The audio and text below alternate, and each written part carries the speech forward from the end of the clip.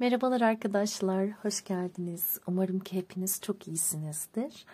Benden bir süredir yorumlarda bazı arkadaşlarınızın istediği birkaç konuyu birleştirerek bir açılım yapmaya çalışacağım sizlere. İletişimi olmayanlar. Bir iletişim olacak mı merak edenler için bir açılım olacak. Öncelikle karşı tarafın şu an kendi hayatındaki güncel enerjisine kısa bir bakacağız. Sonrasında size karşı güncel duygularına bir bakacağız. Onun ardından da sizinle iletişim kuracaklar mı? Kuracaklarsa ne zaman kuracaklar? Ve size ne söylemek isterlerdi? İletişim kurup kurmamalarından bağımsız olarak size ne söylemek isterlerdi konuşturacağız. Evet, 3 farklı destemiz olacak şu şekilde. Birinci destemiz burası olacak. İkinci destemiz burası olacak. Üçüncü destemiz de burası olacak. Destelerin içindeki kartlardan da örnek göstereyim size. Şöyle bakabilirsiniz. Bu birinci destemiz. Birinci grup. Burası ikinci grup.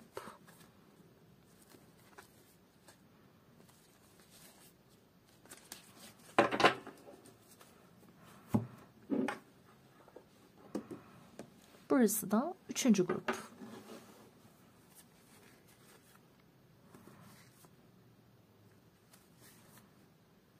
Evet. Her zaman olduğu gibi öncelikle videoyu durdurun, gözlerinizi kapatın. Şöyle birkaç derin nefes alın, zihninizi boşaltın. Ve eğer bugün çok fazla tarot videosu izlediyseniz lütfen bu videoyu izlemeyin. Uyumlanamazsınız. Gerçekten zihniniz boş olsun, enerjiniz temiz olsun. Sonrasında aklınızdaki insanı gözünüzün önüne getirin ya da ismini söyleyin, o kişiyi düşünün, ona odaklanın. Ve deyin ki benimle iletişim kuracak mısın? Benim hakkımda ne hissediyorsun? Bana neler söylemek isterdin? Bunun gibi soruları sorun zihninizde. Sonra hazır hissettiğinizde gözlerinizi açın. Hangi deste sizi çağırıyorsa o desteği dinleyin arkadaşlar. Uyanı alın, uymayanı da lütfen serbest bırakın. Genel bir açılımdır. Herkese uymayacaktır. Şimdiden belirtmiş olayım. Siz durdurup söylediğim grup seçme, deste seçme işlemini yapabilirsiniz. Ben ilk destemizle açılıma başlıyorum. Merhabalar sevgili birinci grubu seçen arkadaşlar. Hadi bakalım. Öncelikle aklınızdaki insanın güncel enerjisi nasıl?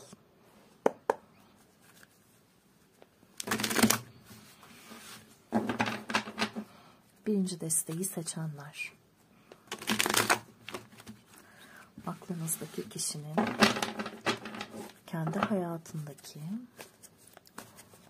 güncel enerjisi nasıl?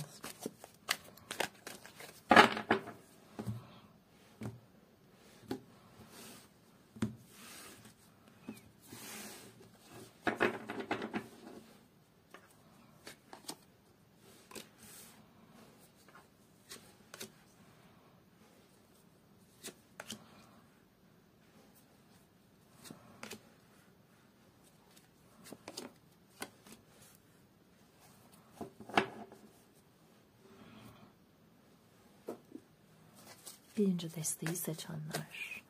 Aklınızdaki kişinin güncel enerjisi nasıl?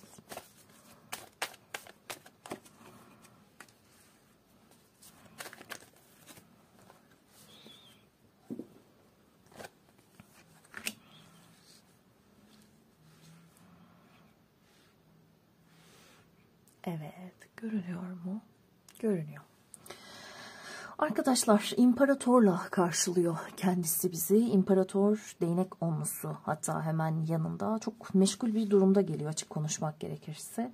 Bu kişilerin arasında özellikle de hani yaşı belki daha büyük olanlar için baba olanları belki görebiliriz. Belki aklınızdaki kişilerin bazıları daha önceden çocuğu olan insanlar olabilir. Ya da böyle kendi işte küçük kardeşiyle, yeğeniyle belki vakit geçiriyor olabilirler. Belki bir dayıdır, amcadır ya da haladır, teyzedir bu kişi. Haliyle biraz aileyle ilgili sorumlulukları ve aynı zamanda iş hayatıyla ilgili sorumlulukları olduğundan bahsediyor ve diyor ki tılsım ası biraz diyor benim gündemim meşgul. Başlatmak istediğim durumlar var ama diyor canım sıkkın. Neden? Kılıç üçlüsü ve yanındaki imparatoriçe. Şimdi eğer bu insanı zaten siz hayatında bu arada birinin olduğundan şüpheleniyorsanız ya da zaten hayatında birisi var biliyorum diyorsanız bu kısım sadece onlar için. Hani öyle birisi varsa belki o kişiyle ilgili gündemleri olabilir. Ama diyelim ki bu kişi de sizin gibi yalnız, bekar, hayatında kimse yok. Bundan eminsiniz. O halde şöyle bir durum var ki bence aslında pek çoğunuz için böyle bir senaryo var. Bakın burada dikkat ederseniz telefonundan şarkı dinleyen ve üzgün üzgün bir takım karalamalar yapan ve bir kadının resmini yırtan birini görüyoruz. Ağlıyor, acı çekiyor ve hemen yanında da zaten bir imparatoriçe var. Sevdiği insandan öyle ya da böyle ayrı kalmış üzgün birini görüyoruz açıkçası. Tablo çok net. Bence tarot okumayı bilmeseniz bile rahatlıkla bu yorumu çıkartabilirsiniz. Burada bir piyano var. Belki bu kişilerden müzikle uğraşanlar, müziğe ilgisi olanlar, hobi olarak ya da profesyonel iş olarak mesleği müzik olanlar da tabii ki olabilir. Bu kişinin dediğim gibi biraz böyle üzüntülü şarkılar, depresif şarkılar dinlediği ve hayatında önem verdiği, sevdiği kişiyi aslında düşünüp üzüldüğü görünüyor. Zaten deste altında bu arada yıldız kartını almışız. Bir umudu var, bir hayali var. Birisi için yine burada dediğim gibi biraz böyle gözyaşı dökme, içten içe üzülme ve belki hayalindeki insanı ya da bu aklındaki insanı çok böyle uzaklarda hayal etme. Hani seni düşünmek, yıldızları düşünmek, yıldızları gözlemlemek gibi oluyor diyen bir insan olabilir. Zaten Oracle kartlarımıza da geldiğimizde büyüme, karanlık ve koruma kartlarını görüyoruz. Burada da yine aslında hayatında bir şeyleri büyütmek istediği, bir şeyleri büyütmek için çaba sarf ettiği anlaşılıyor açıkçası. Zamanla yarışıyor bu insan. Yetiştirmesi gereken projeler olabilir. Bir öğrenciyse eğer bu kişi tamamlaması gereken işte bir final dönemi olabilir, proje dönemi olabilir. Her halükarda kendi hayatında maddi büyümelere muhtaç bir durumda geliyor. Ama yine aynı şekilde neyi görüyoruz? Savunmasız, korumasız hissettiği bir dönemde açıkçası. Ne kadar imparator enerjisiyle gelirse gelsin öyle çok korunaklı bir yerde değil. Burada bakın küçük bir tavşanımız var. Bu küçük tavşan karanlıkta. Buradaki ağaca ulaşmak istiyor. Çünkü ağaç her zaman köklenme, bize güven veren konular anlamına geliyor.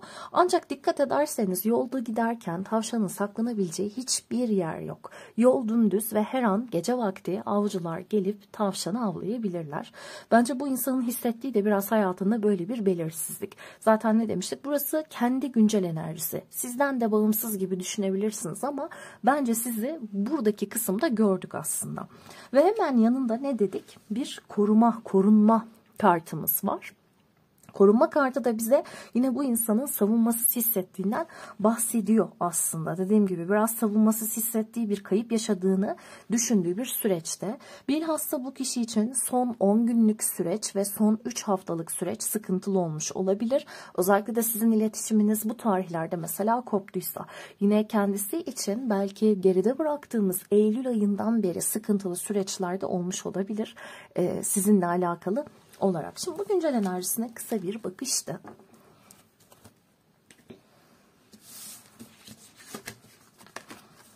Gelelim size dair duygulara.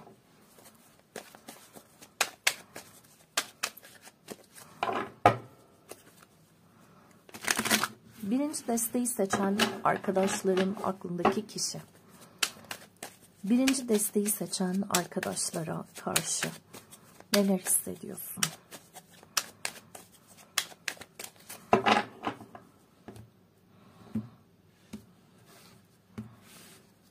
Birinci desteği seçen arkadaşlar hakkındaki güncel duyguların nelerdir?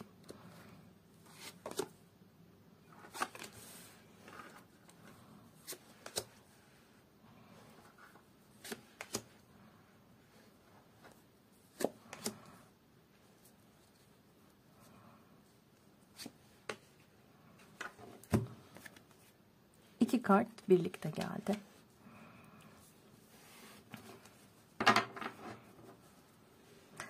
Arkadaşlar siz ne yaşadınız bu insanla tam olarak? Yani çok sıkıntılı bir yerden geliyor çünkü. Kılıç Prensi, Kupa Onlusu, Kılıç Onlusu, Kule, Tılsım Kraliçesi, Mahkeme kartı ve deste altında Değnek Yedilisi bize eşlik ediyor. Şimdi bir kere Kılıç Prensi ile birlikte kişinin bütün dikkatinin aslında sizde olduğunu görüyoruz. Gözlemliyor. Demek ki az önce aldığımız İmparatoriçe de bize sizi anlatıyormuş. Sizi gözlemliyor. Çok dikkatli bir şekilde. Burada nasıl ki buz pateni yapan kızımız dikkatli ya. Bakın. Çok dikkatli. Hata yapmaması gerekiyor. Bunu şu şekilde düşünün. Birini sosyal medyada izliyorsunuz, stalkluyorsunuz ve aman dikkat edeyim, yanlışlıkla işte mesajı beğenmeyeyim, yanlışlıkla fotoğrafını beğenmeyeyim, yanlışlıkla işte hikayesini görüntülemeyeyim. Biraz oradaki tedbir sürecini verdi açıkçası bana. Şöyle yapalım. Ve şunu anlatıyor aslında, bakın. İlişkinin bitişinden dolayı duyulan bir üzüntü, duyulan bir böyle kahrolma süreci de diyebiliriz. Çünkü Kupa Onlusu burada sizin aranızdaki süreç. İster bir ilişki olmuş olsun aranızda, ister işte bir flört süreci. Belki bazılarınız evliydi bu insanla, olabilir. Diyor ki çok kötü bir şekilde bitti bazı şeyler. Kılıç Onlusu ve Kule kartı. Yani çok kötü şeyler yaşadık. Hiç hoş şeyler yaşamadık. Ve bakın yani evin yanışını izliyor buradaki kadın ve adam kedileriyle birlikte. Yine burada Kılıç Onlusu'nda da dikkat edin. Bilgisayar ekranından bir şeylere bakıp mutsuz olan bir insan görüyoruz. Burada da bir takım yazılar var mesela. Sen aptalsın, çirkinsin, hiçbir şey yapamıyorsun, neden bu kadar işte tembelsin, değersizsin gibi. Haliyle şu an gerçekten burada kendini belli ki bayağı sıkıntılı bir yerde görüyor ve diyor ki ben hiç iyi bir durumda değilim. Sizi de buradaki Tılsım Kraliçesine dikkat edin. İş hayatının içerisinde çok başarılı bir kadın olarak gelmiş buradaki anlatım. Yanında da mahkeme kartı var. Ama bu mahkeme kartı gerçekten çok güzel bir etkiyle gelmiş. Bir mezuniyet töreni görüyoruz. Sizi belki hayatınızda bir şeyleri başarırken, bir dönemin sonuna gelirken, belki gerçekten bir okulu bitirirken, bir işi bitirirken, bir projeyi tamamlarken belki görüyor olabilir. Ve deste altında da zaten Değnek Yedilisini görüyoruz. Haliyle sanki şey diyormuş gibi, her şey şu anda bana karşı, sen de bana karşısın, sen de zaten benim diğer tarafımda kalıyorsun ve aramızda hiç olumlu bir şey yaşanmıyor. Çünkü bir taraftan evet duygular devam ediyor, Kupa Onlusuyla bunu anlıyorum ama yani duygular devam etmesine rağmen sürecin çok kötü bir şekilde akamete uğradığını, çok kötü bir şekilde aslında sonlandığını ifade ediyor kendisi ve gerçekten mutsuz olduğu bir durumdan bahsediyor. Ve diyor ki her şey çok ani sonlandı. Bu arada bu bitişi yapan kendisi de olabilir pekala. Bu da gayet mümkün. Belki de bu insan bitirdi. Belki de bu insan kopardı ipleri. Hiç önemli değil. Şu anda dediğim gibi yani Kılıç Onlusu ve Kule ile birlikte epey mutsuz olduğu bir süreçte geliyor. Özellikle de son 2,5 aydır çok mutsuz olabilir bu insan. Peki. Şimdi gelelim açılımın asıl konusuna.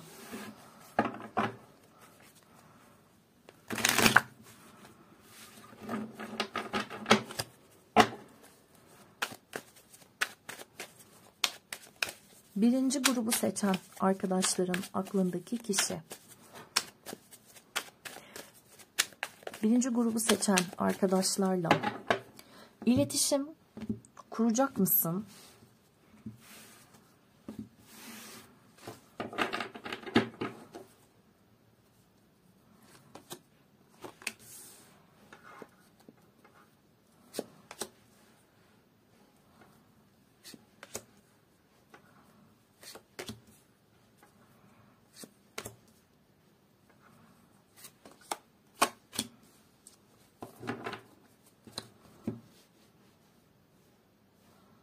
Sizinle iletişim kuracak mı?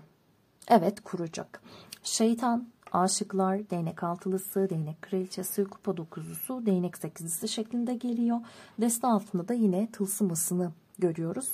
Aslında şunu da anlıyorum, bakın. Hani bu makinelerde böyle oyuncak yakalamaya çalışırız ya. Zordur ama bir şeyi hedeflemişizdir. Bizim için gerçekten önemli bir başarıdır bu. Sanki bunun gibi buna kanalize olmuş ve bunu gerçekten yapmak istediğini söylüyormuş gibi. Evet diyor ki zor.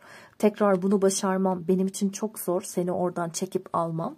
Ama evet bunu istiyorum. Neden? Çünkü şeytan kartıyla açıkçası bir bağımlılık var arkadaşlar. Yani bu insanın zaafı olarak görünüyorsunuz. İstese de çok böyle kopması mümkün değil açıkçası.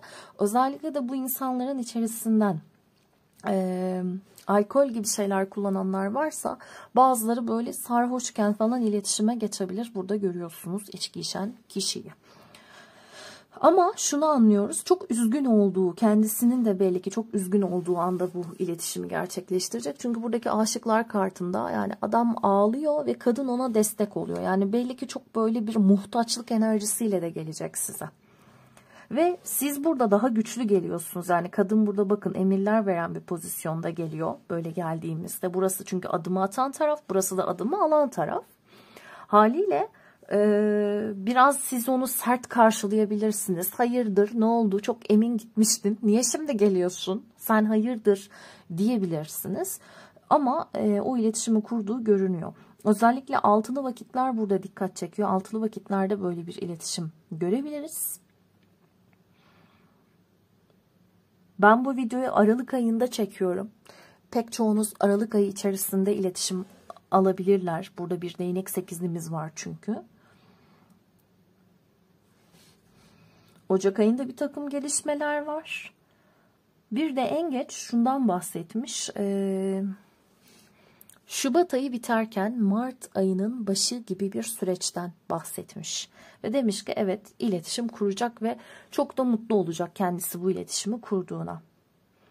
Yani belli ki siz de kabul edeceksiniz gibi ama bazılarınız belki gerçekten de hani kabul etmeyip işte geldin sonunda bak adım attın ama işte geç kaldın da diyebilir bu insan ama genel olarak iletişim kuruyor olarak görünüyor açıkçası.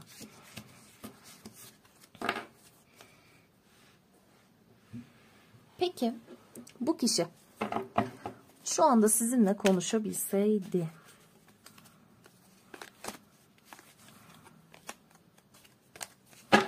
size neler söylerdi?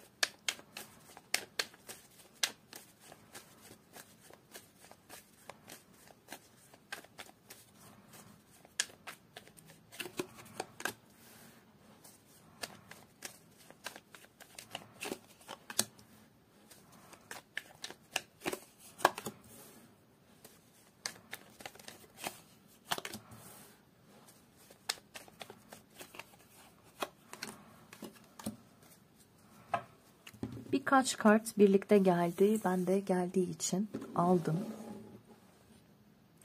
Keşke iyi haberlerimi seninle paylaşabilseydim. Keşke sana daha iyi davransaydım. Aşamadım. Yani seni unutamadım gibi aslında buradaki kartımız. Seni aşamadım, seni arkada bırakamadım. Biraz daha zamana ihtiyacımız var. O günün her bir detayını hatırlıyorum. İnsanlar senden bahsettiğinde tepki vermiyorum ve kendimden gerçekten çok utanıyorum demiş. Deste altında da seni koşulsuz bir şekilde seviyorum demiş. Şimdi hem sevgisini, duygularını kabul ediyor. Hem yaptığı şeylerden dolayı biraz pişmanlık duyuyor olabilir gerçekten de ve diyor ki aşamadım. Evet sana kötü davrandım belki, daha iyi davranmalıydım ama aşamadım. Şimdi de bazen geliyor insanlar işte bana seni soruyor, senden bahsediyorlar. Ben de böyle tepki vermemeye çalışıyorum diyor. Hani bu insan haliyle iletişim kuracaktır gibi görünüyor açıkçası. Eğer hikayeniz de bu anlattığımız hikayeye benziyorsa. Dilerim ki hakkınızda her şeyin en güzeli gerçek olsun arkadaşlar kolaylıkla. Kendinize çok iyi bakın. Kanala abone olmayı, yorum bırakmayı, videoyu beğenmeyi unutmayın. Yine istediğiniz videoları yorumlar kısmına yazabilirsiniz. Merhabalar. İkinci grubu seçen arkadaşlar. Hadi bakalım. İkinci grubu seçen arkadaşlar. İkinci grubu seçen arkadaşlar.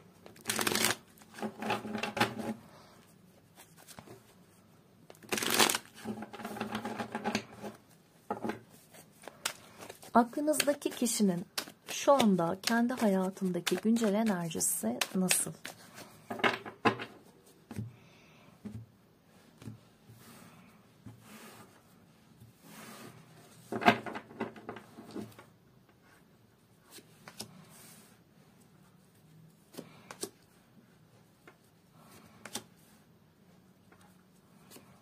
Bugün gerçekten bir şey var yani gruplarda.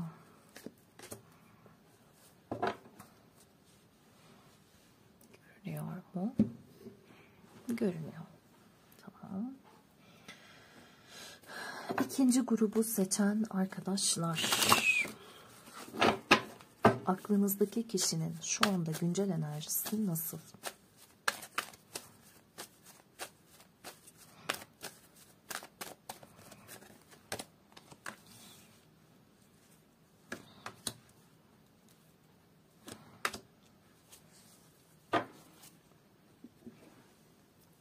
Kafamda darıldım ben sana canım. Böyle mi olacaktı? Çalmaya başladı. Ceylan Ertem'den. Neden bilmiyorum. Şimdi kupa şövalyesi, kule, şeytan, azize, değnek kralı, adalet, deste altında ermiş geliyor. Oracle kartlarından da direniş, direnmek, aşırılıklar ve self reflection, yani böyle kendi yansıman, öz yansıman gibi düşünebilirsiniz. Aynaya baktığında karşı tarafta biraz kendini görüyorsun. Şimdi bu aslında sizden de bağımsız, bu insan nasıl, ne yapıyor, buna yönelik bir soru. Fakat burada açıkçası bayağı gündemine girmişsiniz. Şu an epey sert enerjilerde görünüyor bu insan ve gerçekten hali hazırda siz çok yakın zamanlarda belki bir takım sıkıntılar yaşamış olabilirsiniz. Belki çok yakın zamanda bitmiş olabilir bir şeyler. Özellikle böyle Eylül-Ekim ayları çok kendini göstermiş ve demiş ki çok hızlı oldu, her şey çok ani oldu. Enteresan. Bugün benzer gidiyoruz biraz. Şimdi karşımızda çok fazla takıntı enerjisi çalıştıran bir insan var ve gerçekten çok aşırılıklarda yüzüyor. Haliyle şunu da düşünebiliriz. Yani eğer siz de zaten hani böyle bir ihtimali biliyorsanız, böyle bir ihtimalden şüpheleniyorsanız, hani bu insanın meşgul olduğu işte başka insanlar olabilir mi? Eğer bu ihtimalden eminseniz ya da dediğim gibi böyle bir ihtimalden şüphe duyuyorsanız zaten olabilir. Ama ya hayır yok biz yine ayrılık, hiç öyle bir konu yok diyorsanız o şekilde almayın asla lütfen, tamam mı? Kartların biliyorsunuz birden fazla yorumu ve anlamı var. Şimdi karşımızda aşırı inatçı ama böyle aşırı inatçı bir insan var. Bildiğini okuyan. İyi olduğunuzda gerçekten duygularının sesini dinleyen, kalbine göre hareket eden, ama şu sıralar kalbinin sesini dinlerken, yani duygusal davranırken duygusallığın yıkıcı tarafını tecrübe eden bir insan var. Ve bu insanın hayatında yakın zamanda çok fazla aksilikler, peş peşe böyle aksilikler, peş peşe sıkıntılar yaşanmış olabilir. Birden işsiz kalma, ne bileyim birden bir yerden atılma, okuldan atılma, işten atılma, anneyle babayla, aile üyeleriyle işte çok büyük kavgalar yaşama, patronla kavgalar yaşama gibi biraz aşırılıklar yaşadığı, hayatı gerçekten çok yumuşak enerjilerle yaşamadığı anlaşılıyor. Ve diyor ki çok yalnızım, yani bu süreçte beni destekleyen kimse yok. Kendi başımayım ve kendi başıma kalmış bir durumda sürekli ne yapsam bunu düşünüyorum. Haliyle diyor normalden de daha gergin enerjilerdeyim. Dürtüsel davranıyor şu anda kendisi. Mantıklı düşünebildiği bir süreç değil. Dediğim gibi çünkü çok dürtüsel, çok duygusal. Ve dediğim gibi eğer hani böyle bu insanın kendi hayatında böyle çapkın olduğunu düşünüyorsanız ya da ya o çapkın bir insan diyorsanız, gerçekten şu sıralar biraz böyle saçma sapan ilişkiler yaşadığı, gerçekten çapkın olduğu bir süreçte olabilir. Ama dediğim gibi bu karakter özelliğini taşıyanlar için geçerli bu. Böyle olmayanlar, daha böyle kendi halinde olan vatandaşlar için de dediğim gibi biraz kendi duygularının aşırılığında boğulmak var. Bakın, duygularının içerisinde, kendi zihninin içerisinde boğulan birini görüyoruz. Çünkü hayatında yaşadığı aksiliklerin aslında biraz kendi hatası olduğunu da biliyor. Bir şeyler zaten göstere göstere gelmiş ve bu insan belli ki inadından dolayı ya da öfkesinden dolayı önlem almamış. Ve şu anda da diyor ki yani her şey sarpa sardı ve çok gerçekten iğrenç bir durumdayım. Hayatını gerçekten çok iğrenç olarak adlandırdığı bir durum olabilir. Çok öfkeli görüyorum çünkü gerçekten sakin bir yerde değil açıkçası bu insan. Ve açıkçası bu durumu Ocak ayına kadar falan da devam edebilir. Bu da aklınızda olsun. Ben Aralık'ta çekiyorum şu anda videoyu. Peki.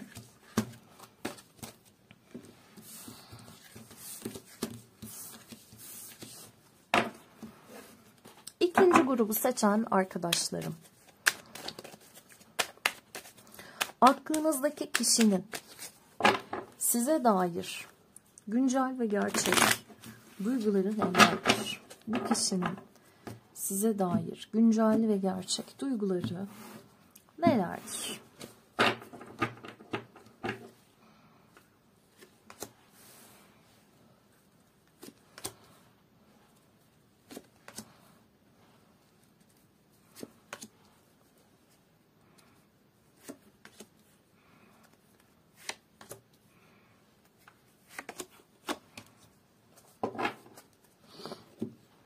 Siz birinci desteyle bu deste arasında kaldınız mı acaba diye beni bir düşündürdü.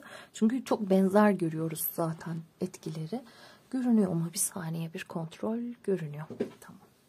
Şimdi arkadaşlar, Tılsım ası, Kılıç Prensi ya da Kılıç Elçisi, Azize Değnek Yedilisi, İmparatoriçe, Değnek Sekizlisi, Değnek Dokuzlusu şeklinde geliyor. Deste altında da Tılsım Kralı'nı görüyoruz. Şimdi burada hayatında da yeni bir başlangıç yapmak istiyor. Evet, ama sizinle de gerçekten belki yeni bir başlangıç yapmak istiyor olabilir. Kılıç Prensi bizim için her zaman böyle izleme, stoklama, casusluk, bunun gibi durumları gösterebiliyor açıkçası. Ve diyor ki, senin diyor, size söylüyor bunu, senin de diyor birkaç zamandır sesin soluğun çıkmıyor. Ben diyor senden öyle doğru dürüst haber alamıyorum ve merak ediyorum. Ve sen de diyor bilerek sanki sessiz kalıyorsun. Sizin bilerek sessiz kaldığınızı düşünüyor. Ve şu an sizin hayatınızda ne oluyor, ne bitiyor bilmiyor açıkçası. Bu da bence onu meraklandırıyor. Bir şeylere bilmemek, bir şeylere hakim olamamak. Çünkü Azize bize gerçekten böyle sessiz kalınmış bir durumdan haber verir. Ve diyor ki, biz seninle şu an konuşsak bile ben biliyorum ki çatışacağız. Biz yine çatışacağız. Biz yine kavga edeceğiz. Çünkü ortak paydada buluşamadığınızı, birbirinizle anlaşamadığınızı düşünüyor. Ve bunun yanında çevresel bir etkiden bahsediyor. Şimdi yine söylediğim gibi, sizin ya da karşı tarafın hayatında birisi varsa ilk tabii ki engel bu olabilir. Belki bu kişinin yok, sizin var. Bu da olabilir yani. Taraflardan birinin hayatında birisinin olma ihtimali. İkincisi, aranızdaki ilişkiye etkisi olan bir insan. Özellikle hani Azize ve İmparatoriçe'yi aldığımız için söylüyorum. Bazen anneyi, eski eşi, ablayı, değer verilen bir kadın arkadaşı, bir kız kardeşi de görebiliyoruz. Böyle bir durum da pekala olabilir. Hem sizi başka insanların böyle zihnen çünkü etkilediğini düşünüyor. Hem de diyor ki, ben de zaten evet hani bu etkilerin altındayım açıkçası ve ne yapacağımı çok diyor bilemiyorum. O yüzden ne kadar diyor seni merak etsem de şu anda biraz mesafeli bir noktada duruyorum. Ama şunu da anlıyorum. Sanki size böyle sosyal medyadan bir takım göndermeler yapıyor olabilir. Ya da ne bileyim gelip sessiz sessiz mesela sizin Instagram storylerinizi izliyor olabilir. Paylaştığınız şeyleri okuyor olabilir. Ya da size fake hesaplardan istek geliyor olabilir ve siz zaten bu kişiden şüpheleniyor olabilirsiniz. Çünkü ben burada şeyi görmüyorum. Tamamen ölü sessizliği gibi bir sessizlik görmüyorum. Sanki aksine bu insan zaten bir şekilde aslında çaktırmadan kendini orada hissettiriyormuş gibi görünüyor. Ancak kendisi de çok böyle hani ketum, dedik bir insan olduğu için doğrudan adım atmak, doğrudan konuşmak yerine belki bunu yapıyor olabilir. Bu da biliyorum ki çok daha sinir bozucu açıkçası. Çünkü bir şeyleri belirsizlikte bırakıyor. Sizin durumunuz sanki birazcık da buymuş gibi. Ve diyor ki şu anda sen de kendini korumaya aldın, ben de kendimi korumaya aldım. Hatta acaba siz bu insanla böyle bir iletişim kurmayı denediniz de buna cevap vermedi mi diye de bir düşündürdü. Çünkü dediğim gibi bir takım iletişim girişimleri olmuş ama bunlar hep böyle yarım kalmış. Bunlar hep sıkıntılı bir yerde kalmış gibi görünüyor. Özellikle de burada yakın süreçleri de görüyorum. Ama bazılarınız için belki son bir senedir gitgelli bir durum, belirsizliğin olduğu bir durum belki yaşanmış olabilir gibi görünüyor. Peki iletişim kuracak mı, ona bakalım.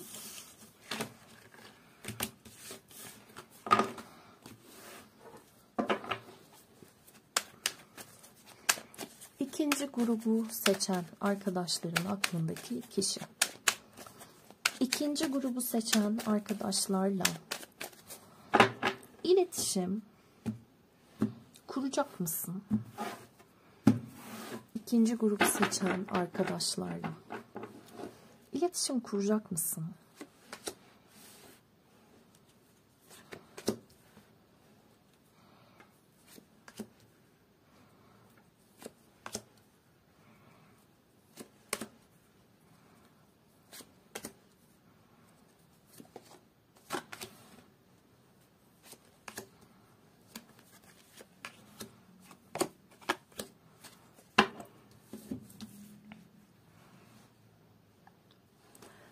Şimdi bir süre daha buradaki kupa dörtlüsüyle birlikte bu karamsar tutum devam ediyor açıkçası. Ama hemen yanında bir kupa kraliçesi görüyoruz. Onun yanında bir kılıç beşlisi. Şunu anlıyorum. Aslında 5 haftalık süreç içerisinde siz bu videoyu ne zaman izlerseniz izleyin. 5 haftalık süreç içerisinde evet bir iletişim kurabilir. Ama bu kurduğu iletişim bir şeyleri düzeltmek için yeterli olmayabilir. Çünkü ikinizde de biraz böyle birbirinize hala küs olma, küskünlük enerjisi var. Devamında kader çarkı, değnek şövalyesi ve büyücü kartlarını görüyoruz. Bunlar da yine bize aslında yakın süreçte iletişimlerin yaşanacağını söylüyor arkadaşlar. Bilhassa ben videoyu Aralık ayında çekiyorum. Aralık ayında izleyenler için Aralık biterken belki yeni yıla girerken iletişimler görebiliriz gibi görünüyor. Çünkü çok hızlı iletişimlerden de bahsedilmiş. Ancak sonrasında kılıç üçlüsü, ölüm, kupa dokuzlusu ve şeytan kartı eşlik ediyor. Deste altında da imparatoriçeyi görüyoruz. İletişim kurulur ama bu bize bir sonuç getirir mi diye bu geliyor açıkçası aklıma. Çünkü şöyle bir şey olacak gibi daha doğrusu. Şimdi başlarda yine biraz karamsar. Belki siz bir şeyler yapıyorsunuz, işte karşılık vermiyor. Görsün cevap yazsın diye bir story paylaşıyorsunuz, oralı olmuyor. Derken sonra ama kendisi pat bir iletişim kuruyor. Ama bu iletişimi o kadar düşünmeden yapıyor ki sonrasında tekrar kendini geri çekiyor. Ya da sonrasında siz tekrar orada bir tartışma yaşıyorsunuz. Ya da barışsanız bile tekrar bir şeyleri bitiriyorsunuz gibi görünüyor. Birbirinizin hayatından hala tamamen çıkmıyorsunuz açıkçası. Yine de iletişimler olabilir gibi. Çünkü kupa dokuzlusu ve şeytanla bitirmiş. Yani bu insan kolay kolay da bir sorumluluk alıp bir şeylere netice getiremeyecektir yüksek ihtimalle. Hani bir taraftan geldiğinde size sen benim için değerlisini hissettirip sonra da böyle pat diye ortadan kaybolma ve biraz dediğim gibi sizin ayarlarınızla oynama gibi bir durum var. Yani biraz sinir bozucu. Bir noktada şeytan tüyü olan bir insan olabilir. Hani siz de hani ya benim ona aslında zaafım var ama ona bir taraftan çok kızıyorum diyor olabilirsiniz. Çünkü kızılacak bir insan gibi görünüyor açık konuşmak gerekirse. Hani çok böyle rahat, çok konforlu bir yerden gelmiyor. Biraz bir pişkinlik de var gibi. Haliyle zor bir insan, uğraştırıcı bir insan. Hani geliyor, iletişim kuruyor ama sonra dediğim gibi sanki yine siz bir anlaşamıyorsunuz ve yine böyle 3-4 hafta içerisinde yine çekip gidiyormuş gibi. Sonra yine sizi böyle izlemeye devam edebilir. Çünkü deste altında hala imparatoriçe var. Bağınız hala kopmuyor. Buradan bunu anlıyorum. Ama yani şey değil, geldim bir şeyleri düzelttim ve işte buradan sonra ilişkimiz başladı gibi bir şey değil bu. Geldim, iletişim kurdum, biraz da konuştuk ama ben sonra yine sustum. Ya da biz seninle sonra yine tartıştık ve ben gittim gibi sıkıntılı bir enerji var açık konuşmak gerekirse. Peki.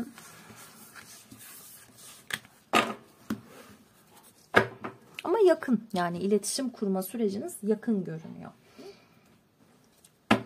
Sizinle konuşsa size neler söylemek isterdi bu insan? İkinci deste. Sizinle konuşsa size neler söylemek isterdi?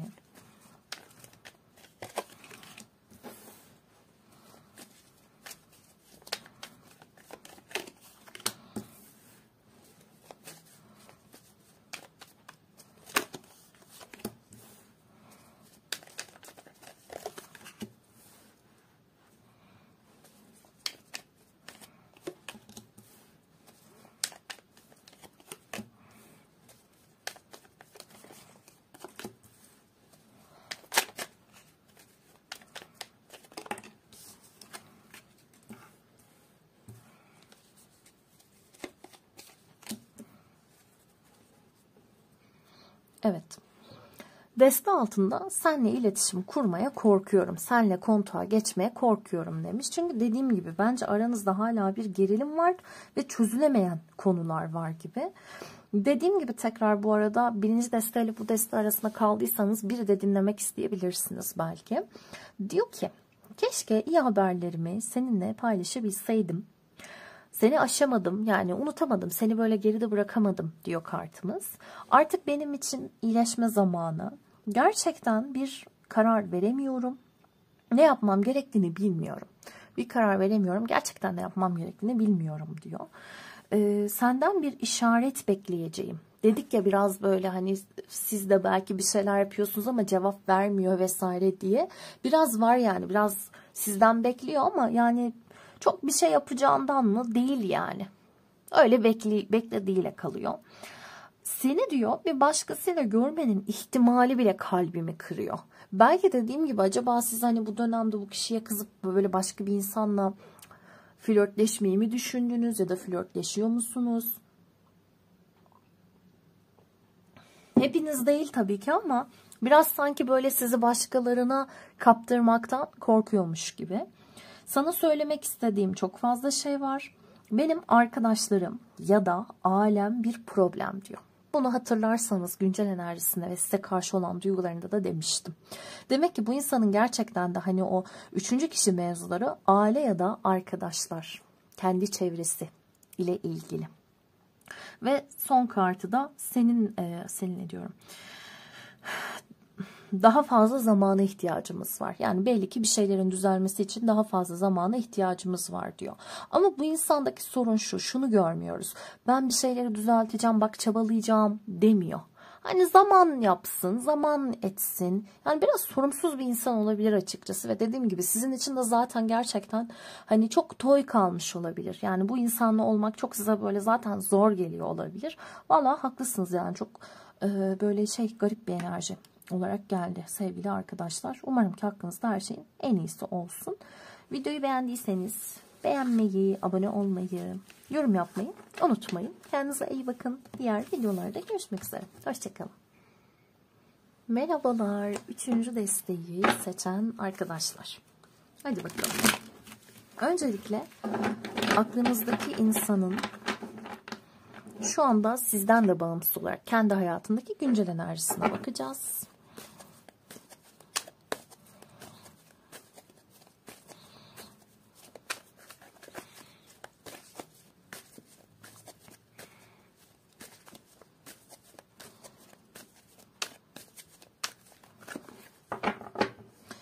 Üçüncü grubu seçen arkadaşların aklındaki kişi.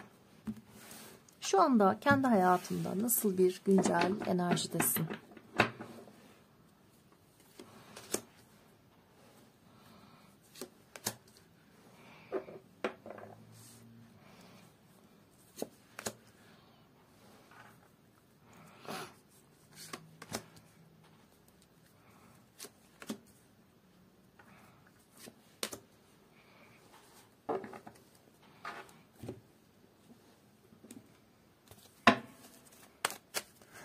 Üçüncü desteği seçen arkadaşların aklındaki kişi şu anda kendi hayatında nasıl bir enerjidesin?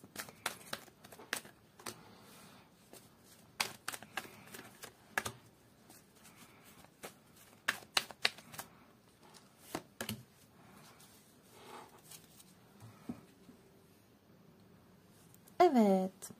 Kupa ası, tılsım prensi, kılıç şövalyesi, kılıç sekizlisi, değnek üçlüsü ve denge. Deste altında da tılsım kralını görüyoruz. Eylem, açlık ve büyümede oracle kartlarımız arkadaşlar. Şimdi aslında güncel enerjisi çok da fena değil çünkü çok hareketli, çok böyle dinamik olarak görünüyor. Gerçekten kendisini mutlu eden bir takım durumlara başlıyor olabilir. Evet, hala sıkıntı yaşadığı, özellikle de kendini böyle engellenmiş, kısıtlanmış hissettiği konular olabilir. Ama öyle çok da kötü bir güncel enerji değil açık konuşmak gerekirse. Ne kadar hani bazen böyle engellenmiş, kısıtlanmış hissetse de burada Bazı şeyler için de iyimser ve umutlu olduğu görünüyor. Hayatında belki gerçekten hani böyle bir hevesle, bir böyle motivasyonla şunu yapabilirim, şuna başlayabilirim, bu konuyu başarabilirim dediği bir süreç olabilir. Pek fazla konunun açlığını çektiği görünüyor. Hani bazen deriz de şunu da yapmak istiyorum, bunu da başarmak istiyorum. Özellikle başarmak, başarılı olmak, hayatta pek çok şeye sahip olmak konusunda gerçekten böyle açlık yaşadığı, işte başarılı olayım, büyüyeyim, çok iyi yerlere geleyim, şuradan para kazanayım, şöyle bir işte işe başlayayım, şöyle bir ülkeyi gezeyim, seyahat edeyim. Bunun gibi gündemleri belki olabilir. Çünkü dediğim gibi oldukça aktif. Yani çok dinamik bir yerden gelmiş. Çok hızlı karar alıp verdiği, çok hızlı aksiyona geçtiği. Evet, dediğim gibi kendi içinde belki engellenmiş gibi hissettiği konuların olduğu ama en nihayetinde yine de dengeyi bulduğu, yani adapte olduğu bir süreçten bahsediyor. Bir takım koşullar hani değişmiş ama bu koşulların değişmesi açıkçası bu insan için iyi olmuş. Daha iyi hissetmiş kendini. Belki işte bir hastalığı varsa daha sağlıklı bir sürece geçmiş gibi düşünebilirsiniz. Hayatındaki konuların iyileştiği, daha böyle sıkıntılı süreçlerin sanki geride kaldığı bir süreçten bahsediyor gibi. Yani buradaki mesela Tılsım Kralı'nın duruşu bile çok özgüvenli. Gerçekten böyle parayla çok rahatlıkla oynayan, çok kendine güvenen, çok oyunbaz bir yerden geliyor. Belki aktif olarak mesela spor yaptığı, kendi bedenini, vücudunu beğendiği, ne bileyim belki işte dans ettiği vesaire vesaire. Onu iyi hissettiren şeyler neyse bunları yaptığı bir sürecin içerisinde olabilir. Şimdi size dair duygulara gelelim peki.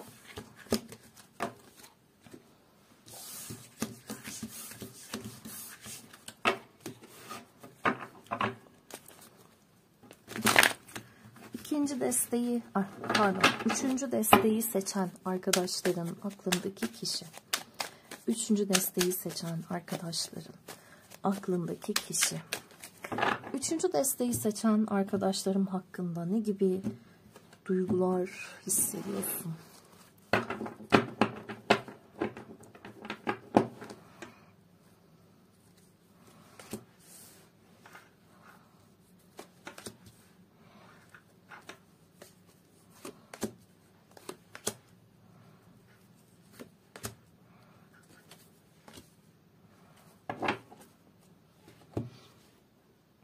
Kılıç ikilisi, ay kartı, kılıç yedilisi, tılsım yedilisi, tılsım ikilisi, kupa şövalyesi ve deste altında ölüm kartı. Oldukça enteresan bir enerji. Şimdi şöyle bir şey var arkadaşlar. Düello yapan iki erkek görüyoruz. Kılıç ikilisinde iki erkeğin mücadelesini görüyoruz. Haliyle aklıma şu geliyor. Yani sizin hayatınızda acaba biri mi var? Çünkü bu insanın birini kendine rakip görmesi gibi bir konu var. Yani siz burada ister kadın olun ister erkek. Cinsiyetlerden dolayı söylemiyorum. Cinsiyetler önemli değil burada. Mesele şu, diyor ki benim diyor bir rakibim olabilir seninle ilgili olarak. Sen diyor belki bir başkasıyla olabilirsin. Burada diyor çok fazla ikilem var. Ben diyor çok büyük belirsizliklerin içindeyim, korkuların içerisindeyim. Ve bu yüzden de böyle doğru dürüst bir şekilde buraya gelemiyorum. Kendi hayatında bu insanın böyle başka ihtimaller olabilir mi? Eğer böyle bir şeyden şüpheleniyorsanız, işte mesela çok uzun zaman oldu araya, çok zaman girdi diyorsanız ya da ya biliyorum zaten onun hayatında biri var diyorsanız, evet bunu gösterebilir. Çünkü çok fazla dediğim gibi ikilem kartımız var. Hep böyle iki seçeneğin olması, iki durum arasında kalma, belirsizliğin olması, güvensiz enerjilerin olması gibi bir durum var. Ama dediğim gibi burada sanki biraz sizin hayatınızda da başka ihtimaller olabilir ya da bu insan öyle zannediyor olabilir. Belki de siz çok yalnızsınız. Alakası yok belki de. Ama diyor ki belki de diyor sen şu an bir başkasıyla yeni bir yola doğru gidiyorsun. Bakın burada kadın hamile ve kocasıyla birlikte işte doğacak olan bebeğin beşiğine bakıyorlar. Hayal kuruyorlar. Onun öncesinde de kılıç yedilisini, ay kartını görüyoruz. Gizlenen durumlar var. Şimdi şöyle bir şey var zaten yine.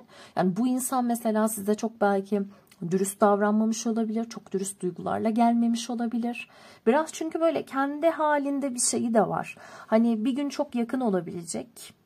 Duyguları böyle daha sıcak hissettiğinde. Kupa şövalyesi çok burada bana güvenilmez bir tipi veriyor açıkçası. Hani narsist kelimesinin ismini aldığı, hani o Narsisus var ya, Narsisus. Biraz bana onu veriyor. Şuna bakın. Evet, Kupa Şövalyesi çok romantik bir karakter. Ama biraz ayran gönüllü olabiliyor açıkçası. Hani kalbi nereye götürürse oraya gelebiliyor. Haliyle tamam, hani size karşı da böyle bir kalbinin aktığı bir yer var. Ama diğer taraftan da bilmiyorum. Ben burada çok güvensiz bir şey alıyorum. Deste altında da zaten bir ölüm kartı var. Ki buradaki ölüm kartı çok da şey ya, kıyamam. Böyle çevre kirliliğinden harap olmuş hayvanlara yardım eden insanlar görüyoruz. Biraz nasıl desem, sanki aranızdaki iletişimin bitişi, aranızdaki durumun kopuşu özellikle de bu insana hani o anlamda pek yaramamış olabilir. Ve şimdi de işte kendimi bak iyi hissedeceğim, ben de iyi şeyler yapacağım diye biraz böyle farklı konulara yönelmiş olabilir. Çünkü dediğim gibi burada bir güvensizlik var. Ha, bu diyelim ki uzun süredir tanıdığınız bir partneriniz, kısa süreli bir iletişimsizlik oldu. O halde yeniden hani buraya yönelmek istiyor olabilir ama belki bazı konularda ikinizin de güveninin sarsıldığını söylüyor olabilir. Buradaki konu biraz dediğim gibi çetrefilli geldi bana açıkçası. Çok böyle güven vermedi. Çünkü aslında bir duygu birlikte büyütülmüş, iki tarafta belki birbirine emek vermiş. Belki siz onu işte gizliden gizliye çok sevdiniz, belki o sizi çok sevdi ama hep böyle bir irtibatsızlık, bir iletişimsizlik de olmuş gibi ya burada. Hani taraflar belki tam olarak birbirlerine ne hissettiklerini bu yüzden çok da açık açık söyleyememiş olabilirler. Bir haksızlık var çünkü gündemde. Ya hani sen bana haksızlık yaptın diyor ya da ben sana haksızlık yaptım aslında diyor olabilir. Enteresan. Peki sizinle iletişime geçecek mi?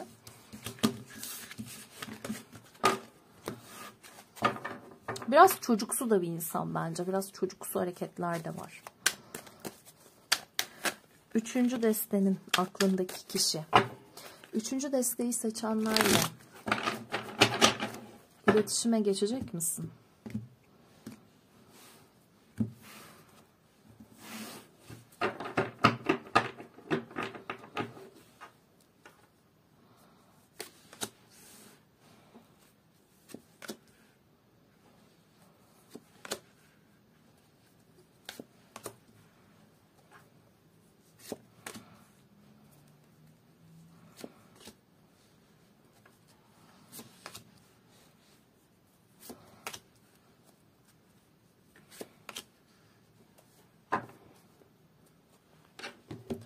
Değnek altılısı, kupa dokuzlusu, aziz, tılsım prensi, şeytan, değnek ikilisi, tılsım onlusu, kupa sekizlisi, kılıç dörtlüsü, deste altında da yine ay kartını görüyoruz. Şimdi iletişime geçebilir evet ama burada bir konu var arkadaşlar. İkinizi de kısıtlayan bir konu var.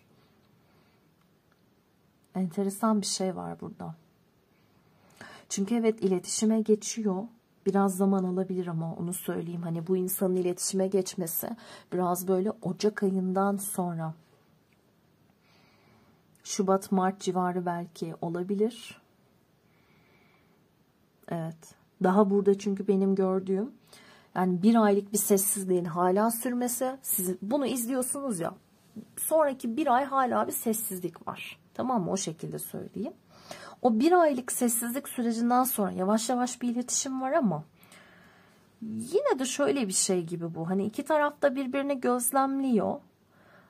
Ama bir şeyler tam olarak sanki sonuçlanamıyor. Ya siz böyle farklı bir yerdesiniz ya da o farklı bir yerde. Ya da her ikiniz de. Böyle tuhaf bir şey var burada. Hani sanki o kendi hayatında bir şeyler yapıyor. Siz de kendi hayatınızda bir şeyler yapıyorsunuz.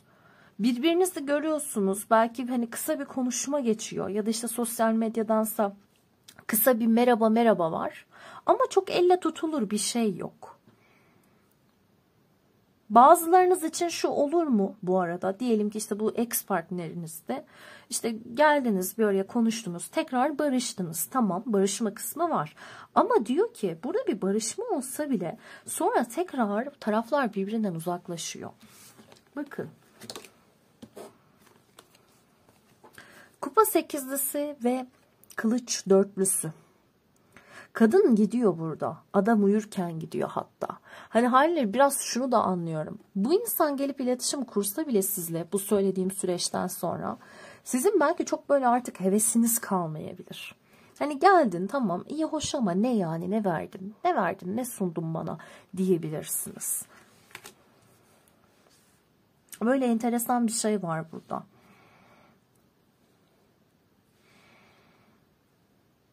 Çünkü iletişim kuruluyor. Tamam. Belki bir barışma yaşanıyor. Bu da tamam. Ama bu hepiniz için değil dediğim gibi. Bence bazılarınızın o dönem çok farklı gündemi olacak. Hani bazılarınız bir başka bir ilişkide olabilir ya da kendi işiyle, okuluyla çok mesela meşgul olabilir. Bakın harıl harıl çalışıyorsunuz, bir şeylerle meşgulsünüz. Sonra bu insan geliyor ama bu insanın engelleri, sıkıntıları hala devam ediyor. Ve tamam belki konuşuyorsunuz ama sonra yine bir şekilde uzak kalıyorsunuz. İletişimsiz kalıyorsunuz. Burada çok böyle şehir mesafesi gibi durumlarda sanki görebilirmişiz gibi geldi bana. Ama dediğim gibi özellikle hani ben bunu Aralık ayında çekiyorum. Biraz da Şubat, Mart gibi görebiliriz. Ya da zamansız izleyenler için de bunu izlediniz. 1-1,5 ay geçti. Onun sonrasında görebiliriz. Peki.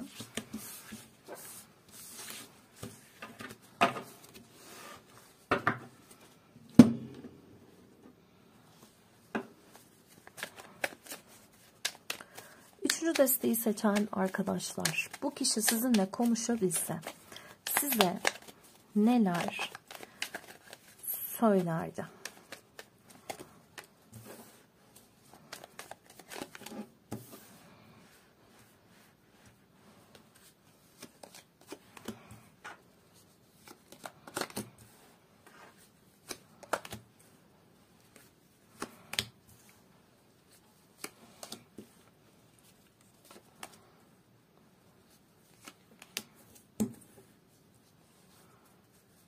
Enteresan.